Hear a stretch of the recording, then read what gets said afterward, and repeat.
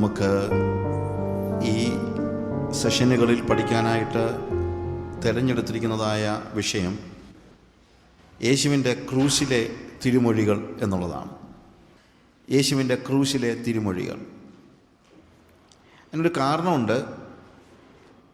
പല വിഷയങ്ങളെക്കുറിച്ചുള്ള എൻ്റെ ടീച്ചിങ്സ് നിങ്ങൾക്ക് CD-കളിൽ അവൈലബിളാണ്. എന്നാൽ അതിനകത്തൊക്കെ പലപ്പോഴും പ്രാർത്ഥനയെക്കുറിച്ച്, ശിഷ്യത്വത്തെക്കുറിച്ച്, സമർപ്പിതമായ ജീവിതത്തെക്കുറിച്ച്, പഴയ നിയമത്തിലെ കാര്യങ്ങളെക്കുറിച്ച്, നെഹമയാവിനെക്കുറിച്ചല്ല, ബട്ട് സ്റ്റിൽ അനുതാപത്തെക്കുറിച്ച്, യഥാസ്ഥാപനത്തെക്കുറിച്ച് ഒക്കെയുള്ള വിവിധമായ സബ്ജക്റ്റുകൾ, 10-40 സബ്ജക്റ്റുകൾ, വ്യത്യസ്തമായ വിഷയങ്ങൾ, എല്ലാം 6, 7, 12, 25 ഒക്കെ മണിക്കൂറുകൾ ദൈർഘ്യമുള്ള CD-കളാണ് പരിശുദ്ധാത്മാവിനെക്കുറിച്ച്. പക്ഷേ കഴിഞ്ഞ കുറച്ച് നാളുകളായിട്ട് എനിക്കൊരു വലിയൊരു ബേർഡൻ, യേശുവിനെക്കുറിച്ചും യേശുവിൻ്റെ ഉപദേശങ്ങളെക്കുറിച്ചും യേശുവിൻ്റെ ജീവിതത്തെക്കുറിച്ചും ഉള്ള പഠനം കുറഞ്ഞു പോകുന്നു. ഇതിനകത്തെല്ലാം നമ്മുടെ ആത്മീയ ജീവിതത്തിന് പ്രയോജനപ്പെടുന്ന രീതിയിലുള്ള വിഷയങ്ങളാണ് ഇതെല്ലാം. അതിനകത്ത് ആരും സംശയിക്കണ്ട. എങ്ങനെ പ്രാർത്ഥിക്കണമെന്നും എങ്ങനെ പ്രാർത്ഥിക്കരുതെന്നും ഞാൻ വയനാട്ടിൽ തന്നെ സുൽത്താൻ ബത്തേരിയിൽ ഒരു ക്ലാസ് എടുത്തിട്ടുണ്ട്. മാനന്തവാടിയിലും ഞാൻ ക്ലാസ് എടുത്തിട്ടുണ്ട്. ആ പ്രാർത്ഥനയെക്കുറിച്ചുള്ള, ഇവിടെ വെച്ചെടുത്തതല്ല, ബട്ട് സ്റ്റിൽ അതിനെക്കുറിച്ച് പഠിക്കാനുള്ള മെസ്സേജസ് ഒക്കെ പഠിക്കാൻ നിങ്ങൾക്ക് കഴിയുന്ന രീതിയിൽ ഉള്ള മെസ്സേജസ് എല്ലാമാണ്. അല്ലാതെ ഇതൊന്നും യേശുവിനെക്കുറിച്ച് അല്ലാത്തതല്ല, but still the life, message and ministry of Jesus. യേശുവിൻ്റെ ജീവിതം, അവൻ്റെ സന്ദേശം, അവൻ്റെ ശുശ്രൂഷ, ഈ വക കാര്യങ്ങളെക്കുറിച്ച് ഒരു വ്യക്തമായ ജ്ഞാനം, അണ്ടർസ്റ്റാൻഡിങ് നമ്മുടെ സഭയിലെ നമ്മുടെ സഹോദരങ്ങൾക്കുണ്ടാകണം എന്നുള്ളൊരു ആഗ്രഹത്തിനാൽ ഞാൻ ആഫ്രിക്കയിലും ഈ ഒരു വിഷയം കൂടുതൽ സ്ട്രെസ് ചെയ്ത് പഠിപ്പിക്കാനായിട്ട് തുടങ്ങിയിട്ടുണ്ട്. കഴിഞ്ഞ ഒരു വർഷമായിട്ട് ദൈവാത്മാവ് എനിക്കൊരു വലിയ ബേർഡൻ തന്നതാണ്.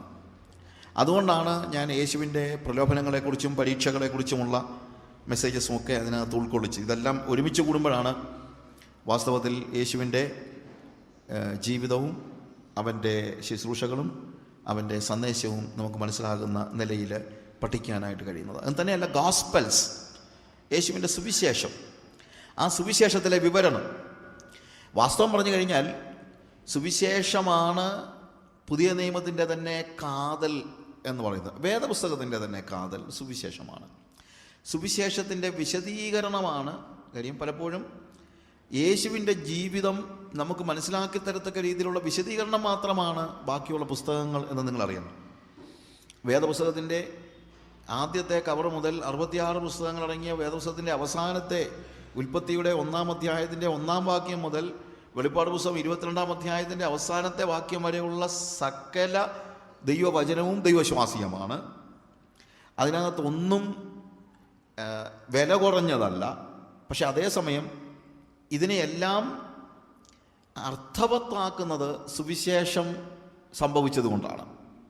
യേശുക്രിസ്തുവിൻ്റെ ജീവിതം സംഭവിച്ചില്ലായിരുന്നെങ്കിൽ, യേശുക്രിസ്തു ഇൻകാർണേറ്റ് ചെയ്ത് ഈ ഭൂമിയിലേക്ക് വന്ന് നമുക്ക് പകരമായിട്ട് മരിച്ചടക്കപ്പെട്ട് ഉയർത്തെഴുന്നേറ്റ് ആ സംഭവം, അതിൻ്റെ വിവരണം നമുക്ക് ലഭിച്ചില്ലായിരുന്നെങ്കിൽ ബാക്കിയുള്ളതൊക്കെ ചേരാത്ത, നമ്മൾ സാധാരണ ഈ ജിക്സോ പസിൽസ് എന്ന് പറയുമല്ലോ, പസിൽസ് എന്ന് പറയുമ്പോഴത്തേക്ക് ഈ പല ഭാഗങ്ങൾ, ഒരു ചിത്രത്തിൻ്റെ പല ഭാഗങ്ങൾ ഇങ്ങനെ ചേർത്ത് പിള്ളേർ കളിക്കുമല്ലോ. ഈ ഗോസ്പൽസ് ഇല്ലെങ്കിൽ ബാക്കിയുള്ളതൊന്നും എന്ത് ചെയ്യത്തില്ല, ചേരത്തില്ല, അല്ലേ? അപ്പം നമ്മളിപ്പോൾ ഒരു ജിക്സോ പസിലിനകത്ത് കുറച്ച് ഭാഗമൊക്കെ ആകാശമായിരിക്കും. അപ്പോൾ അതിൻ്റെ അങ്ങേ അറ്റത്തൊക്കെ ആകാശത്തിൻ്റെ കുറച്ച് ചിത്രത്തിൻ്റെ ഭാഗമൊക്കെ ആയിരിക്കും. അതൊക്കെ ചേർത്ത് വെച്ചില്ലെങ്കിലും ഈ ചിത്രം എന്താണെന്ന് നമ്മൾ മനസ്സിലാക്കും. പക്ഷേ ഇതിനകത്തുള്ളത് ഒരു മനുഷ്യൻ്റെ ചിത്രമാണെങ്കിൽ ആ മനുഷ്യൻ്റെ ബാക്ക്ഗ്രൗണ്ട് എല്ലാം ശരിയായാലും മനുഷ്യൻ്റെ ചിത്രം നമുക്ക് ലഭിക്കാത്തിടത്തോളം കാലം ബാക്കിയുള്ളതൊന്നും അർത്ഥമുള്ളത് ആകുന്നില്ല. ഇതുപോലെ തന്നെ വേദപുസ്തകത്തിൻ്റെ എല്ലാ ഭാഗങ്ങളെയും അർത്ഥസമ്പുഷ്ടമാക്കുന്നത് യേശുവിൻ്റെ ജീവിതമാണ്. യേശുവിൻ്റെ ജീവിതം അത്രയ്ക്കും പ്രാധാന്യമാകുന്നതിൻ്റെ കാരണം അതാണ്. ഗാഡ് ഇൻകാർണേറ്റഡ് ഇൻ ഫ്ലഷ്, ദൈവം മനുഷ്യ ജഡത്തിൽ, ശരീരത്തിൽ വെളിപ്പെട്ടതാണ് യേശു കർത്താവ്. ആ യേശു കർത്താവിൻ്റെ ജീവിതത്തിലെ ഒരു സുപ്രധാനമായ അല്ലെങ്കിൽ യേശു കർത്താവിൻ്റെ ജീവിതത്തെ പ്രാധാന്യമുള്ളതാക്കുന്നതാണ് യേശുവിൻ്റെ ക്രൂശ് എന്ന് പറയുന്നത്. യേശുവിൻ്റെ ക്രൂശ് മരണം സംഭവിച്ചില്ലായിരുന്നെങ്കിൽ യേശുവിൻ്റെ ജീവിതവും നമുക്ക് ഇത്രയും ഞാൻ പറഞ്ഞു മനസ്സിലാക്കണം. ഇത്രയും എന്ന് പറയുന്ന വാക്ക് കുറച്ചുകൂടെ ഒന്ന് എംഫസൈസ് ചെയ്ത് പറയുകയാണ്. യേശുവിൻ്റെ ക്രൂശ് മരണം സംഭവിച്ചില്ലായിരുന്നു എങ്കിൽ യേശുവിൻ്റെ ജീവിതം നമുക്ക് ഇത്രയും പ്രാധാന്യമുള്ളത് ആകത്തില്ലായിരുന്നു. ഇല്ലേ? ഇന്നിപ്പോൾ യേശുവിൻ്റെ ക്രൂശ് മരണത്തെ വില കുറഞ്ഞ് കാണിക്കുന്ന പ്രസംഗങ്ങളും വില കുറച്ച് കാണിക്കുന്ന പ്രസംഗങ്ങളൊക്കെ ഉണ്ട്. ക്രൂശിക്കപ്പെട്ട യേശുവിനെ അല്ല, ഉയർത്തെഴുന്നേറ്റ യേശുവിനെയാണ് ഞാൻ പ്രസംഗിക്കുന്നത് എന്നൊക്കെ പറയുമ്പോൾ അതിനകത്ത് ഒത്തിരി സംശയങ്ങൾ നമുക്കുണ്ടാകാൻ സാധ്യതയുണ്ട്. ക്രൂശിക്കപ്പെട്ട യേശു ഒരു പരാജയമായിരുന്നു എന്ന് പറയാൻ പോലും ഇന്ന് പലപ്പോഴും ആളുകൾക്ക് മടിയില്ലാത്തൊരു സ്റ്റേജിലേക്ക് വന്നിരിക്കുകയാണ്. എന്നാൽ യേശു ക്രൂശിക്കപ്പെട്ടില്ലായിരുന്നുവെങ്കിൽ യേശുവിൻ്റെ ബാക്കിയുള്ള എല്ലാ ജീവിതവും ഈ പറയുന്നത് പോലെ അർത്ഥസമ്പുഷ്ടമായിരിക്കുമെന്ന് ഞാൻ ചിന്തിക്കുന്നില്ല. You get me my friends? നിങ്ങൾക്ക് ഞാൻ പറയുന്നത് മനസ്സിലാകുന്നുണ്ടല്ലോ. യേശുവിൻ്റെ ക്രൂശ് മരണം ഒഴികെ ബാക്കിയുള്ള ഏത് കാര്യവും സ്വീകരിക്കാൻ ആർക്കും ഒരു മടിയുമില്ല. അതതിനകത്ത് വലിയ തമാശ. യേശുവിൻ്റെ ക്രൂശ് മരണം ഒഴികെ ബാക്കി യേശുവിൻ്റെ ഉപദേശങ്ങൾ പറഞ്ഞാൽ ആർക്കും പ്രയാസമില്ല. യേശു പറഞ്ഞ കാര്യങ്ങളൊന്നും അതൊന്നും ആർക്കും അത്രയും വിഷയമല്ല. യേശുവിൻ്റെ വാക്കുകൾ കേൾക്കാൻ എല്ലാവർക്കും സന്തോഷമാണ്. പ്രത്യേകിച്ച് ഗിരിപ്രഭാഷണമൊക്കെ കേൾക്കാൻ എല്ലാവർക്കും വലിയ സന്തോഷമാണ്. നമ്മുടെ രാഷ്ട്രപിതാവായിരുന്ന മഹാത്മാഗാന്ധി ഉൾപ്പെടെയുള്ള ആളുകൾ യേശുവിൻ്റെ ഗിരിപ്രഭാഷണത്തിൽ നിന്നാണ് പ്രചോദനം ഉൾക്കൊണ്ടതെന്നാണ് അവരുടെ അവകാശവാദം. പക്ഷേ യേശുവിൻ്റെ ക്രൂശ് മരണം അവരുടെ ജീവിതത്തെ രൂപാന്തരപ്പെടുത്തുന്നതിന് അവർ വിട്ടുകൊടുത്തില്ല. ഗുരു നിത്യചൈതന്യ യതി പറഞ്ഞ ഒരു വാക്ക് ഞാൻ പലപ്പോഴും ആലോചിച്ചിട്ടുണ്ട്. I like him. ഞാൻ അദ്ദേഹത്തെ വളരെ ഇഷ്ടപ്പെടുന്ന ആളാണ്. Is no more.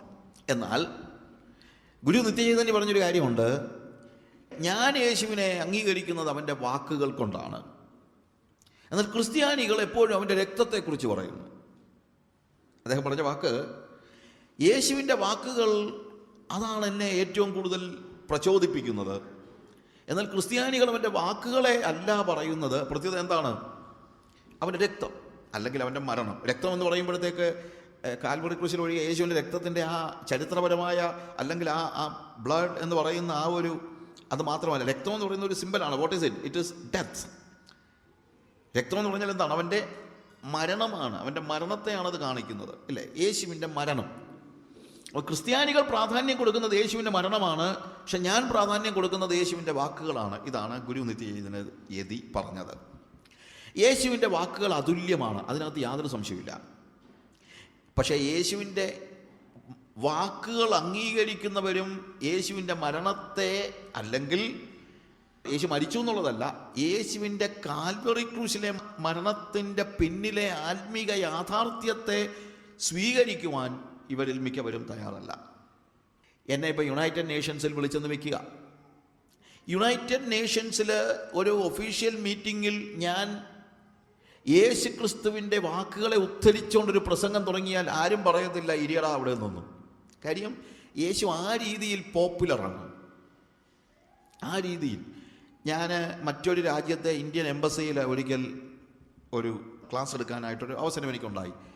ഞാൻ അവിടെ യേശുവിൻ്റെ വാക്കുകൾ കോട്ട് ചെയ്തിട്ട് ആരും പറഞ്ഞില്ല ഇരിയടാ അവിടെ നിന്നൊന്നും. കാര്യം യേശു ആ രീതിയിൽ ആളുകൾക്ക് പോപ്പുലറാണ്, ആ രീതിയിൽ.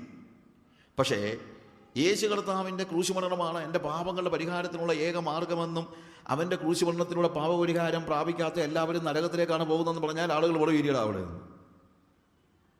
ഞാൻ പറഞ്ഞ മനസ്സിലാക്കണം.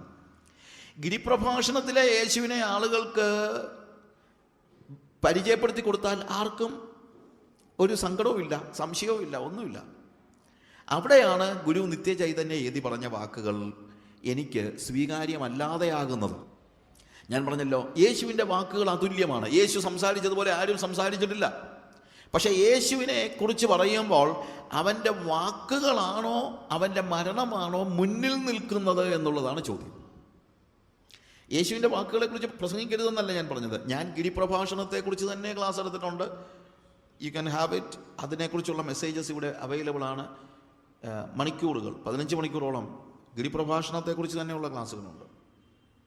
ദുർഘട വഴിയിലൂടെ എന്ന് പറയുന്ന സീരിയലും എല്ലാം ഗിരിപ്രഭാഷണത്തിലെ ഭാഗങ്ങളാണ് ഞാൻ ഡീൽ ചെയ്യുന്നത്. പക്ഷേ യേശുവിൻ്റെ വാക്കുകൾ അതുല്യമാണെങ്കിലും ആ വാക്കുകൾ ദൈവികമാക്കുന്നത് അവൻ്റെ മരണമാണ്.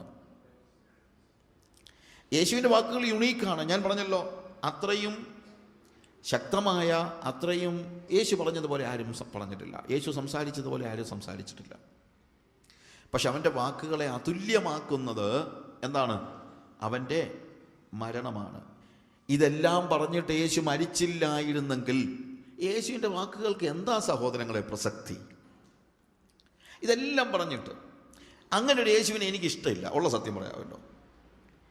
യേശു മരിച്ചില്ലായിരുന്നെങ്കിൽ എനിക്ക് ആ യേശുവിനോട് ഇത്രയ്ക്ക് വലിയ ബഹുമാനമൊന്നും തോന്നത്തില്ലായിരുന്നു. ചില മതാനുസാരികൾ പറയുന്നത് യേശു കർത്താവ് മരിച്ചില്ല, പകരം യേശു മരിക്കാറായപ്പോൾ യേശുവിനെ ദൈവം അങ്ങെടുത്തു, എന്നിട്ട് യൂദാസിനെ യേശുവിൻ്റെ മുഖരൂപം കൊടുത്തു.